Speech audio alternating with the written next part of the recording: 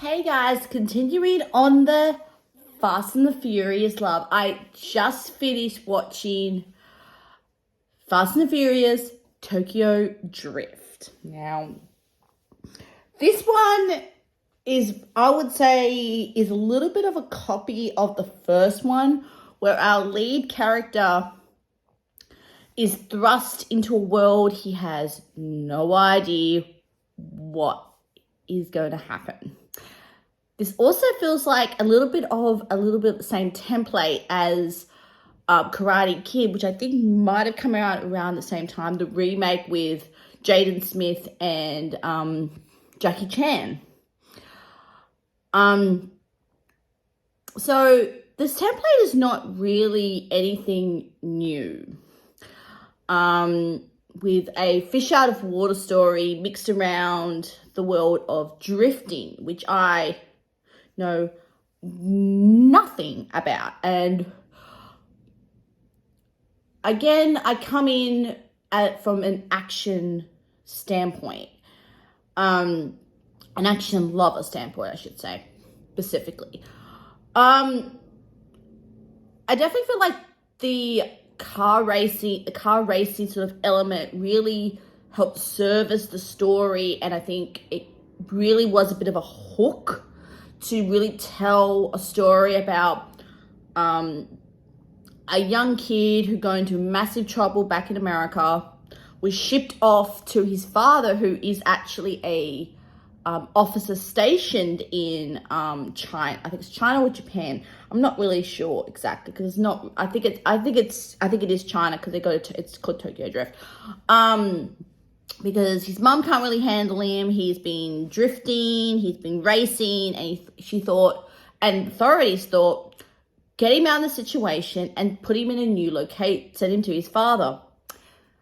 Lo and behold, he gets back into racing, and he develops a group of friends, and he gets, I would say, connected to the mob, and specifically a character called DK, who actually I know. It's Brian T from the TV series Chicago Med. So it was really nice to see someone I was familiar with in this particular movie. And I like the fact that he was learning the culture of Tokyo, and while doing that, he was learning to race. From the disappointment of number 2, that if it wasn't in the box set, I wouldn't even have it in my collection. It's not a good movie. This one, they got back to the formula. They knew what worked. They looked at what number 2 had done, and really found what worked in the first one, what didn't work in the second one, and really did improve it.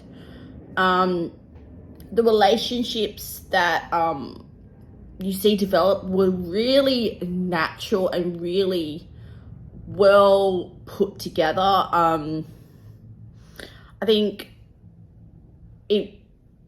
I could see they really recovered from really an outsider's point of view. This movie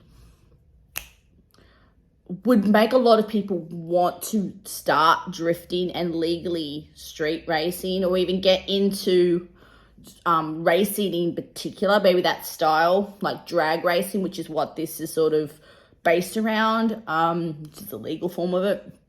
I could really see people watching this one and wanting to learn how to do some of the tricks that you see in this movie.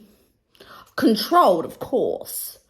Or even not necessarily that, is maybe even go to Tokyo and see some of the places that they filmed. This was not really...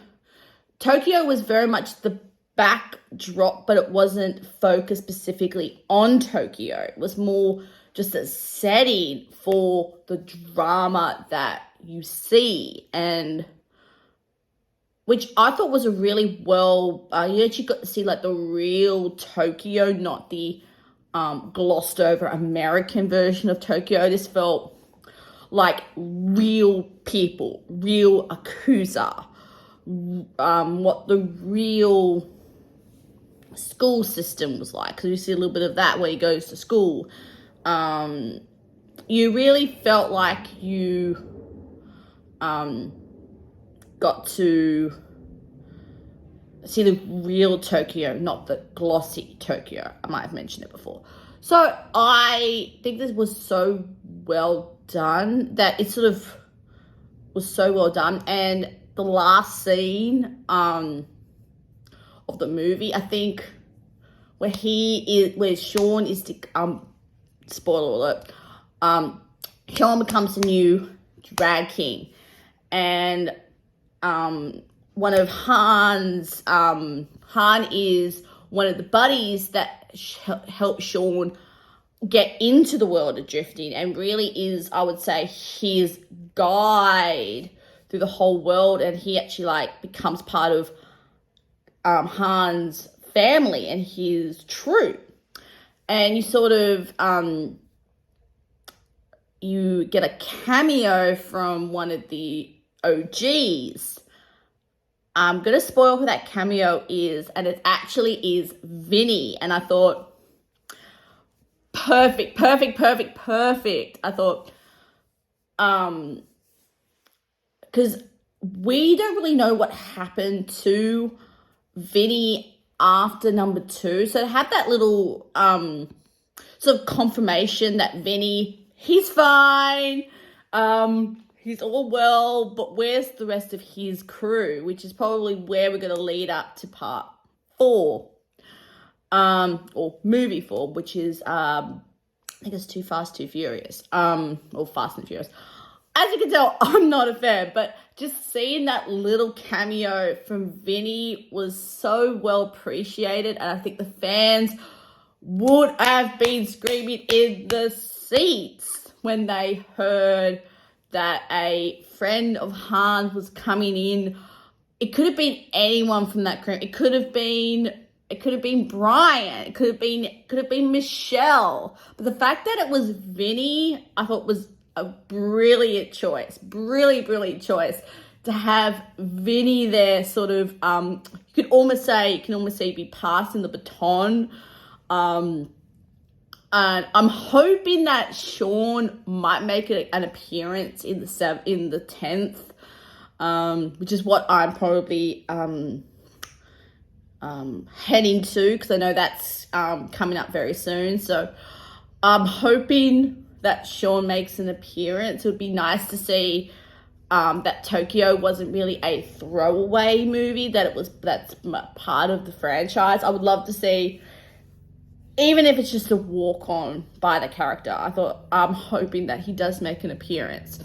Or even Twizzy, who was one of his best mates. At least someone from this movie makes an appearance. So, fingers crossed. And have you sat through are you re-watching the Fast and the Furious franchise before number 10 gets released? So, please also write that down in the comment section below. And let's go to movie 4. Ciao.